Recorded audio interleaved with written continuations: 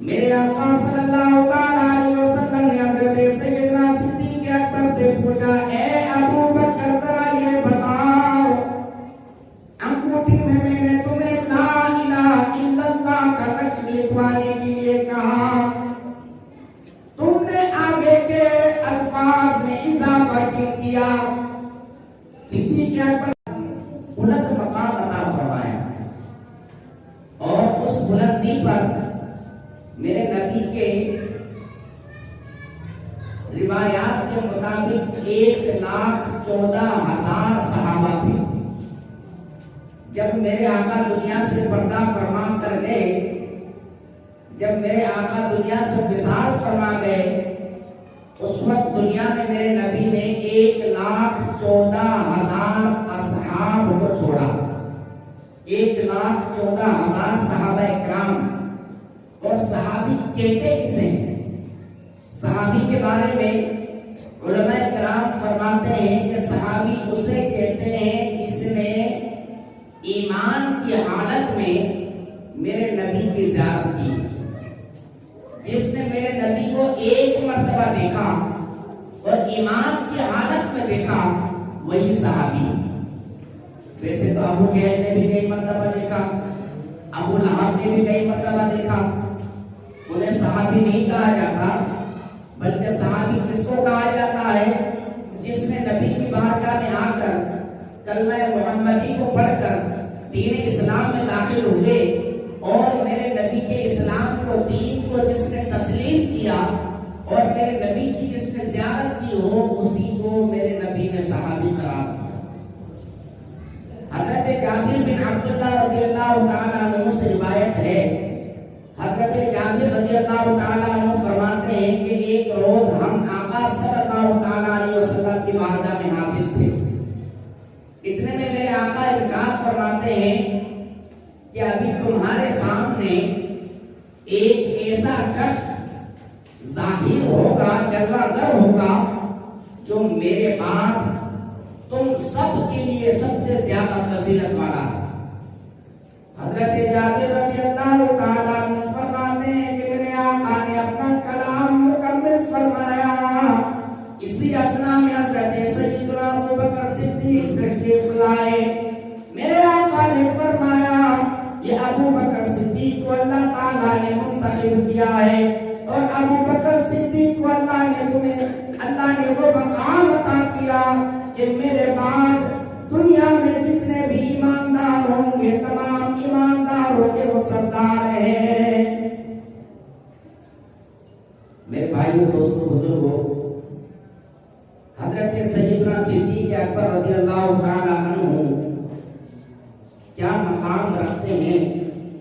میرے آقا صلی اللہ تعالی علیہ وسلم نے ارشاد فرمایا کہ اللہ تعالیٰ نے حضرت ابو بکر صدیق کو جو قبول کیا، اس لیے قبول نہیں کیا کہ بلکہ وہ زیادہ نمازیں پڑھتے تھے اور زیادہ تر روزے کی حالت میں ہوتے تھے، بلکہ اللہ تعالیٰ نے ان کو اس لیے مقرر فرمایا، منتخب فرمایا کہ ابو بکر صدیق کے دل میں اللہ اور اس کے رسول کی محبت ہے اور اللہ کے مخلوق کے لیے خیر خواہی ہے۔ اسی بنا پر اللہ تبارک و تعالیٰ نے سیدنا صدیق اکبر کو بڑا بلند مقام عطا فرمایا۔ حضرت سیدنا صدیق اکبر رضی اللہ تعالیٰ عنہ ایک مرتبہ حضرت مولا علی شیر خدا کو دیکھ کر مسکرا دیے، اور مولا علی مشکل کشا نے حضرت سیدنا صدیق اکبر رضی اللہ تعالیٰ عنہ سے مسکرانے کا سبب پوچھا، اے امیر المؤمنین، آپ کیوں مسکرا رہے ہیں؟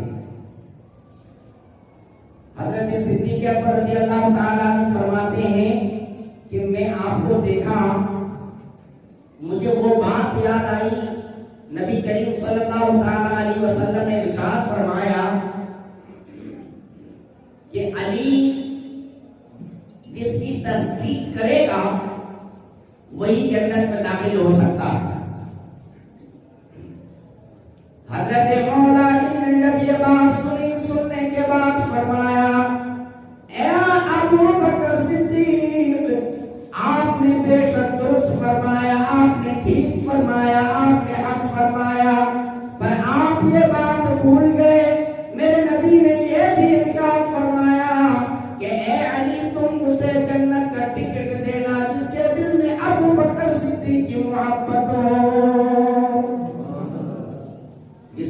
ابو بکر صدیق کی محبت ہوتی اسے حضرت مولا علی ٹکٹ عطا کریں گے جنت میں داخل ہونے کا، اور جس کے دل میں حضرت علی کی، حضرت عمر کی، حضرت عثمان کی، حضرت سیدنا صدیق اکبر کی محبت نہیں، وہ دل ایک جنگل ہے، وہ ایک ویران گھر ہے۔ میرے نبی کریم صلی اللہ علیہ وسلم نے ارشاد فرمایا جو میرے ابو بکر کے بارے میں لعن طعن کرے، جو میرے ابو بکر کے شان میں گستاخی کرے، اس پر اللہ کی بھی لعنت ہے، اللہ کے فرشتوں کی بھی لعنت ہے، اور دنیا کے تمام مخلوق کی لعنت اس پر ہے۔ جو ابو بکر صدیق کے لیے دل میں بغض رکھتا ہو، میرے نبی نے جسے اپنا یار کہا، جسے اپنا حبیب کہا، تو امت پر یہ لازم ہے کہ امت بھی انہیں اپنا سردار مانے۔ یہ امت پر حق ہے، صرف خلیفہ اول نہیں بلکہ ہمارے سردار ہیں، ہمارے آقا ہیں، ہمارے رہبر ہیں حضرت سیدنا صدیق اکبر رضی اللہ تعالیٰ عنہ۔ حضرت سیدنا صدیق اکبر رضی اللہ تعالیٰ عنہ کو میرے رب نے کیا شان عطا کیا۔ ایک مرتبہ میرے آقا نے فرمایا اے ابو بکر یہ انگوٹھی لے جاؤ، اس انگوٹھی پر یہ نقش لکھوا کے لے کر آؤ، لا الہ الا اللہ۔ کیا لکھوا کے لے کر آؤ؟ لا الہ الا اللہ۔ ایک انگوٹھی تھی اور کہا کہ اس انگوٹھی پر یہ نقش لکھوا کے لے کر آؤ۔ حضرت سیدنا صدیق اکبر رضی اللہ تعالیٰ عنہ انگوٹھی لے کر نقاش کے پاس گئے جو نقش بناتا ہے۔ حضرت ابو بکر صدیق نے انگوٹھی نقاش کے ہاتھ میں دیا اور آپ نے فرمایا کہ اس پہ لکھو لا الہ الا اللہ محمد رسول اللہ۔ اب اس بندے نے لکھ دیا۔ لکھنے کے بعد حضرت سیدنا صدیق اکبر رضی اللہ تعالیٰ عنہ اس انگوٹھی کو لے کر حضور کی بارگاہ میں آئے اور نبی کریم صلی اللہ تعالیٰ علیہ وسلم کی بارگاہ میں وہ انگوٹھی پیش کیا۔ رسول اللہ آپ کی انگوٹھی۔ میرے آقا صلی اللہ تعالیٰ علیہ وسلم نے انگوٹھی کو لیا، ہاتھ پہ لے کر دیکھا تو اس میں لکھا ہوا تھا لا الہ الا اللہ محمد رسول اللہ۔ اس سے آگے بھی ایک جملہ لکھا ہوا تھا ابو بکر الصدیق، یہ بھی نام لکھا ہوا تھا۔ میرے آقا صلی اللہ علیہ وسلم نے حضرت سیدنا صدیق اکبر سے پوچھا اے ابو بکر ذرا یہ بتاؤ انگوٹھی میں نے تمہیں لا الہ الا اللہ کا نقش لکھوانے کے لیے کہا، تم نے آگے کے الفاظ میں اضافہ کیوں کیا؟ صدیق اکبر فرماتے ہیں یا رسول اللہ جب آپ نے فرمایا کہ اس میں لکھو لا الہ الا اللہ، میرے دل نے گوارا نہ کیا جس میں اللہ کا نام موجود ہو اس میں اللہ کے حبیب کا نام کیوں موجود نہیں؟ یہ میرے دل نے کہا، میں نے اسی لیے میں نے آپ کا نام بھی شامل کر دیا۔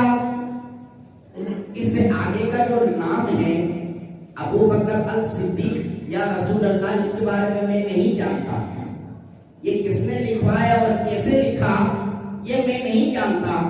اتنے میں حضرت جبریل امین تشریف لائے۔ جبریل امین آ کر فرماتے یا رسول اللہ اللہ تبارک و تعالی آپ کو سلام عرض کرتا ہے اور اللہ تعالیٰ نے فرمایا کہ آپ کا میرے نام کے ساتھ میرے محبوب کا نام نہیں ہے۔ ابو بکر صدیق کو یہ پسند نہیں آیا، تو جب اللہ کے نام کے ساتھ اللہ کے محبوب کا نام ہو اور محبوب کے نام کے ساتھ محبوب کا نام نہ ہو تو یہ میرے رب کو بھی پسند نہیں۔ اس لیے اللہ تبارک و تعالیٰ نے اس انگوٹھی پر ابو بکر الصدیق میرے رب کے حکم سے اس پر وہ نقش بنا ہے۔ میرے بھائی دوستو بزرگوں، یہ مقام میرے رب نے عطا کیا ہے، اللہ کے محبوب نے عطا کیا ہے۔ صحابہ کرام میں کوئی تقابل نہیں ہے، کوئی ایک دوسرے کا مقابلہ نہیں ہے۔ تمام اصحاب ہمارے سردار ہیں، تمام اصحاب ہمارے